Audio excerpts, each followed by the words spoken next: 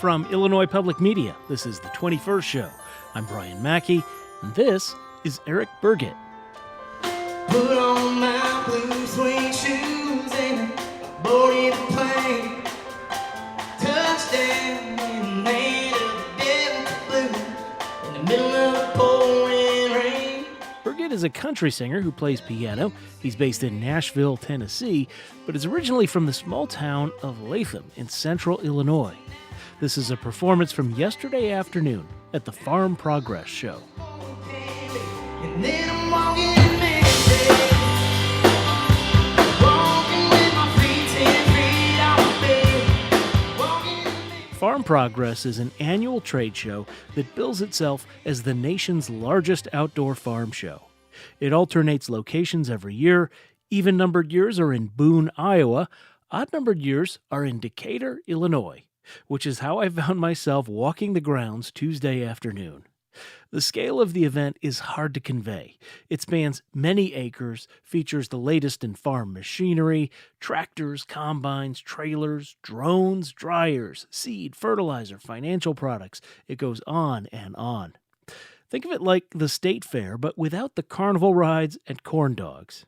I couldn't possibly convey all there is from my brief afternoon walkthrough, so we're just going to hear a small sampling of some of the people who make Farm Progress what it is, among both exhibitors and attendees. One more note, some of what the people I talked to had to say went right over my head. I'm guessing some of this will go over your head too. As you'll hear, I did stop people from time to ask them to explain the jargon, but if I did that every time, well, that's all the time we'd have for today. With that in mind, let's begin on 6th Progress Street. If you enter through the main gate, it's the first place you'll see. My name is Chris Neidert, and I'm from actually Northeast Ohio, the Akron-Canton area, and I represent Trelleborg and Mitas. I'm in the marketing department, so we're here at the Farm Progress Show. We call this our Super Bowl of the farm shows. So we're a major player in the agricultural tire business, and we come and showcase our product here. Can you maybe talk me through one of these products here? What am I looking at as a total amateur who grew up in a city environment? Well, and that's funny you picked this because this is a tire we're featuring here. This is our what we call our TM 1000 PT. PT stands for Progressive Traction. We have a unique tread pattern. We're the only company that offers, and I know we don't have television, so I'm going to try to just explain it to the people. We have a two-edged, double-edged lug right here. Think of the tire lug.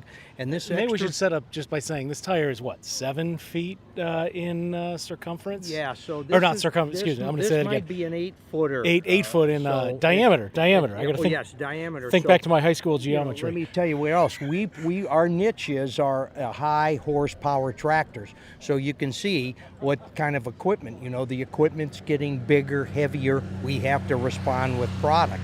Sure. So this is that kind of tire. And again, progressive traction, it gives you some up to 18% additional traction when it's needed. One of the things we pride ourselves on with the Trelleborg brand, very good traction.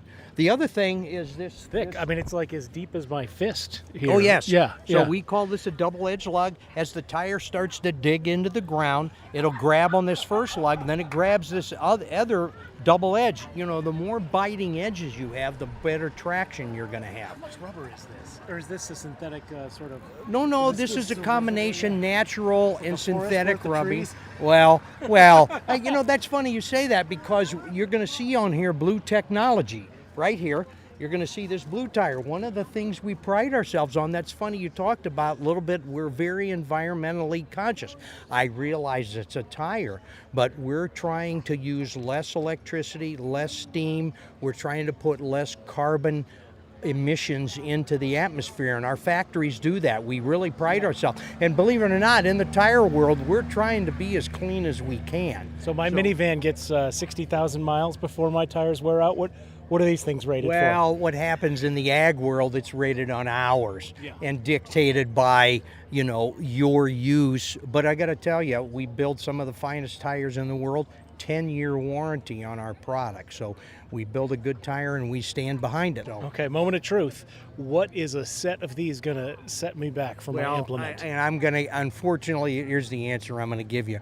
We sell through authorized tire dealers. So we would ask you, hey, get to your tire dealer, ask for a Trello It's like one of those board tire. websites where I can't see the price online. Well, the price is in there. These are not low price tires, but you know what? If you have an equipment that takes this tire, you're really in the farming business. So the growers understand.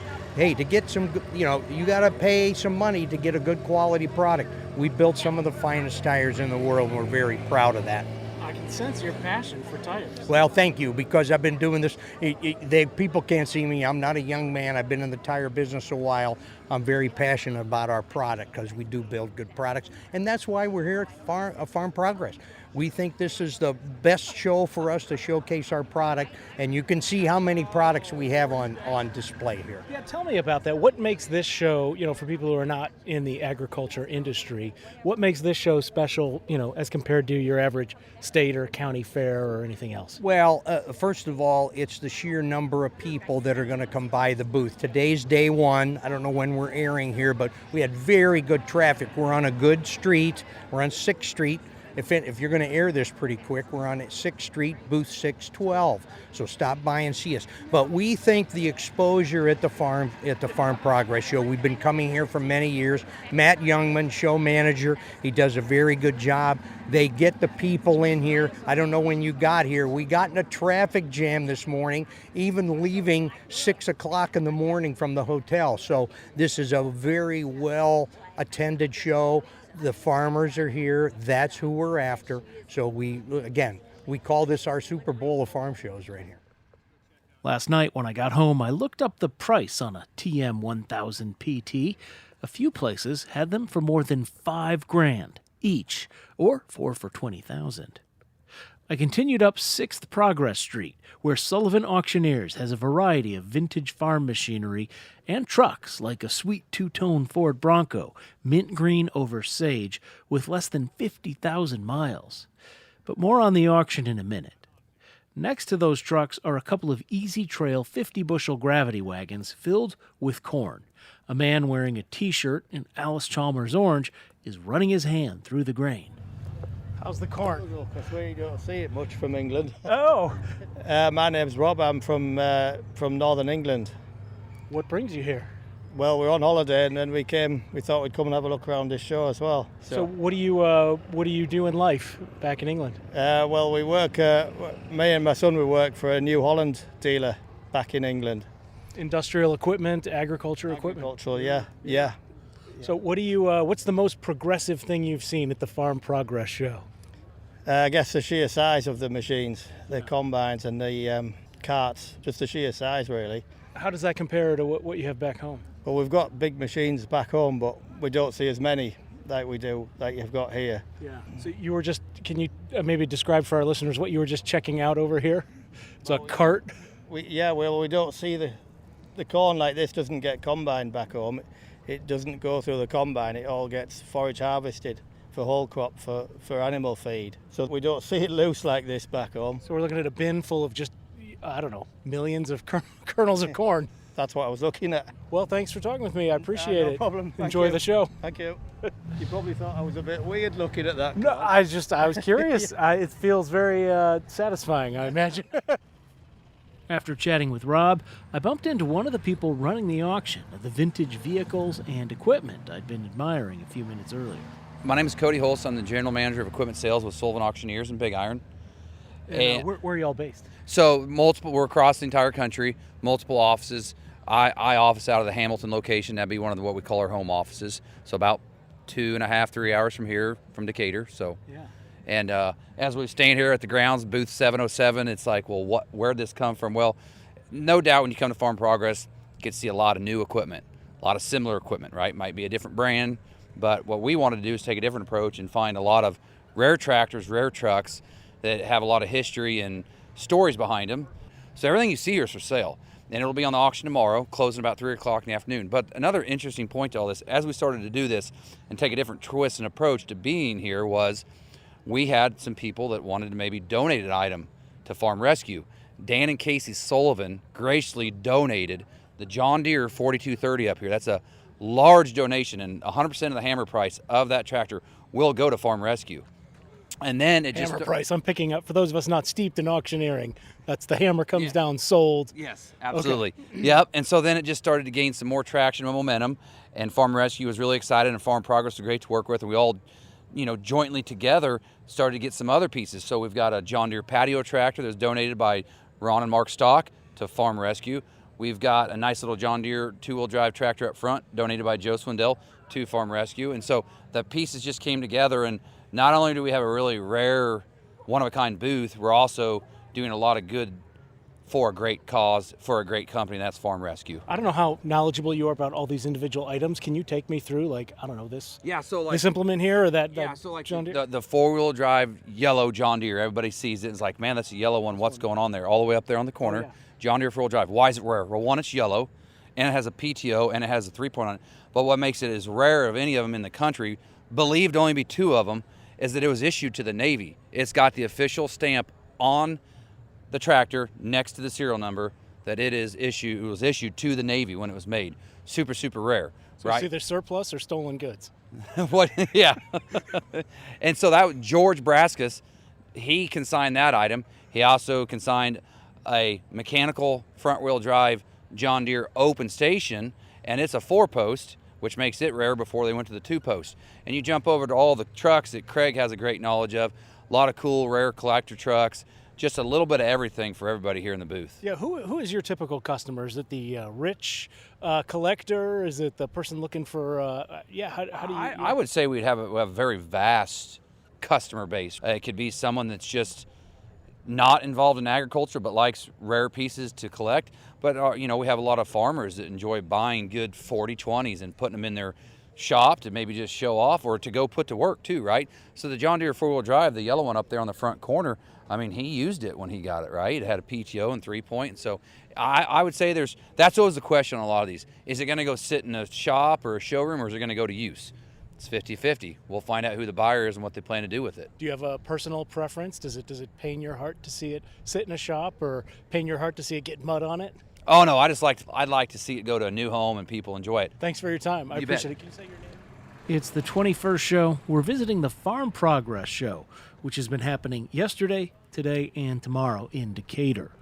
I stopped by yesterday afternoon, and about an hour after I arrived, things were winding down.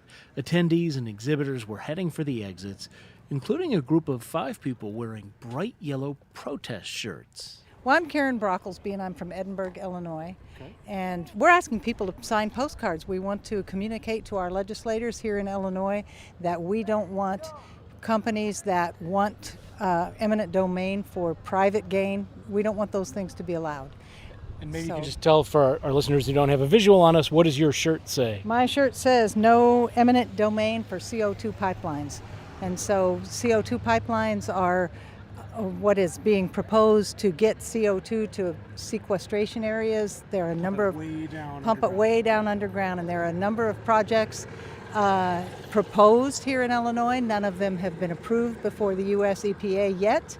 But when if those projects get approved, they're going to want to get that CO2 there somehow.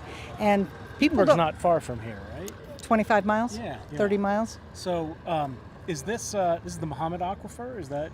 Actually, where in Christian County is not the Muhammad Aquifer, and we've passed legislation here in Illinois that they cannot pump through the Muhammad Aquifer, but that still leaves a lot of projects sitting out there that are still moving forward, and those people need protection too, because our groundwater is valuable, our farm ground is valuable, and actually, ADM's project here in Decatur demonstrated that within 10 years, their project, both wells, leaked.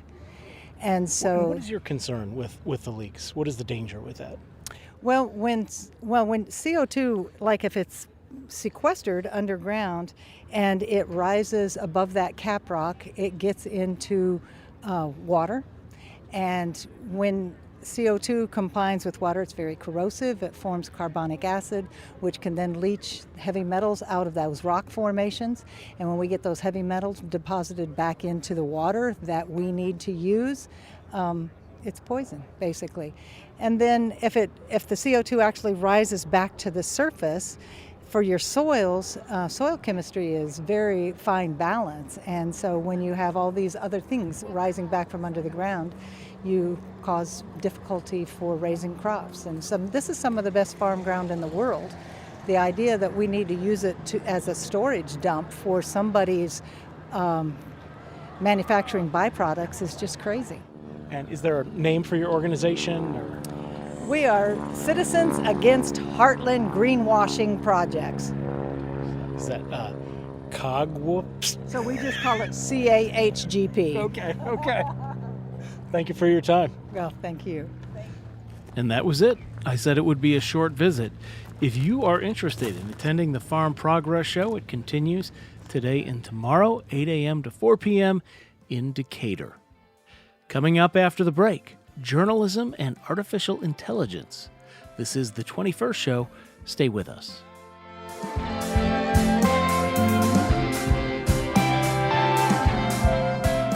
Support for the 21st Show comes from listeners like you and the Des Moines Arts Center, presenting Fear Les Baez, featuring colorful, large-scale works engaging history and legacy. On view through September 21st.